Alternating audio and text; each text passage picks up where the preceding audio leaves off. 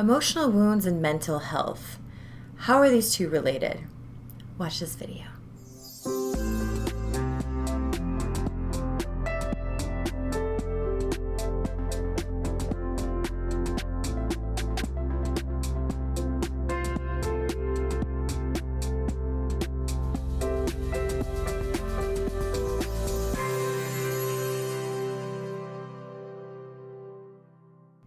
You've probably been told that your thoughts create an emotion that creates an energy or vibration, which is what attracts us to things in our life and things and people to us.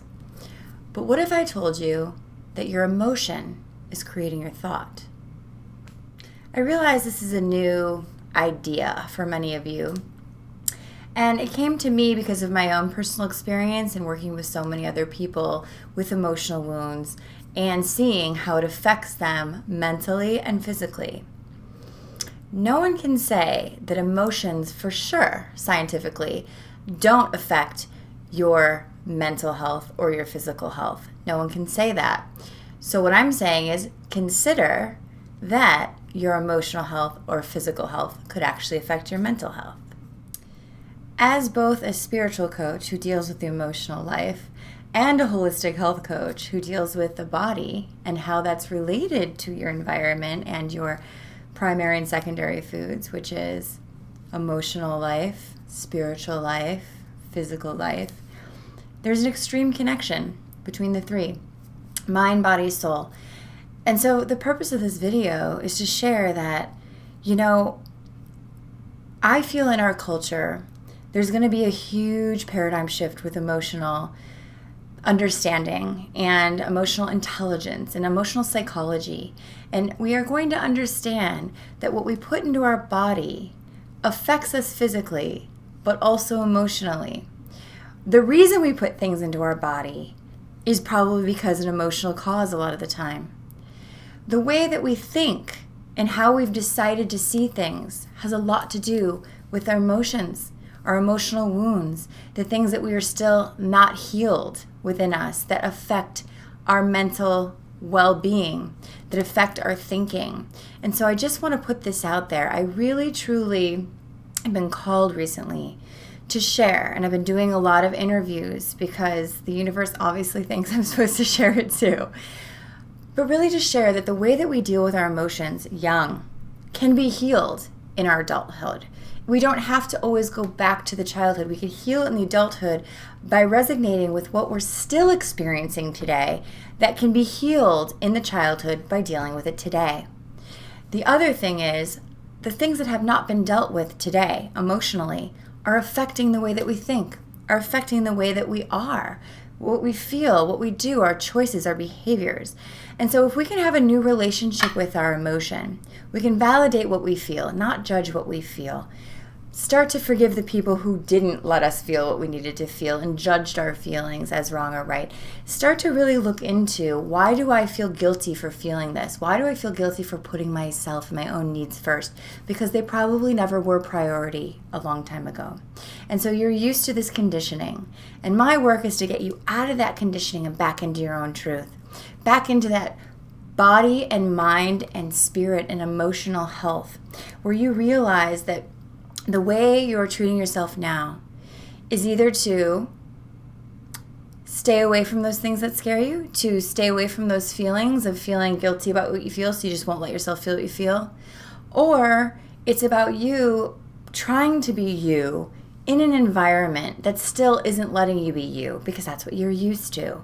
These are a lot of emotional things that I deal with on a daily basis. And what we can start to do is allow ourselves to feel what we feel and set boundaries around it. One of the things I like to tell people to do is test it out.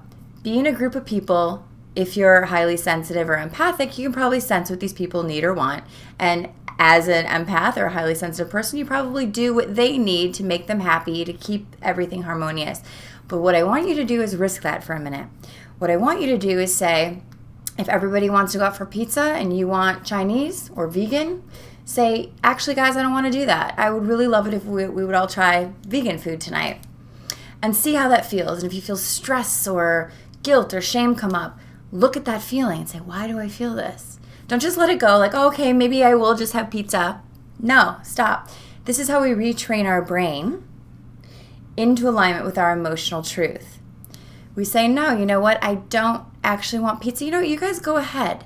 Stop pleasing. Stop conforming. Stop doing something to keep the status quo. We got to rough it up a bit. We got to realize that I take priority in what I feel. It doesn't mean I'm not going to go and I'm going to go do my own thing. But it's not that. It's letting your authentic needs be known, letting people see you for who you are, letting people see what you desire, not being afraid that you don't deserve your desire, but instead saying this is what it is. And as we do that more and more and more, we realize that that rejection or that reaction that we're afraid to get, we probably don't get in our adulthood. And if we do, if we are unconditional with ourselves and we say, you know, it's okay, that's what you wanted, there's no fear. We are constantly worried about what other people are going to react or what they're going to want or what they're going to feel when we're not in a healthy boundary with ourselves.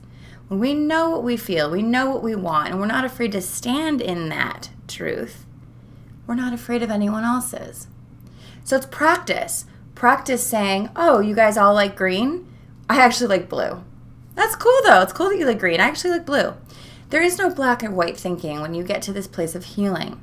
Healing is about erasing the black and white thinking. It's about realizing that there isn't a good and a bad, a right and a wrong, a one way that's the right way and a one way that's the wrong way.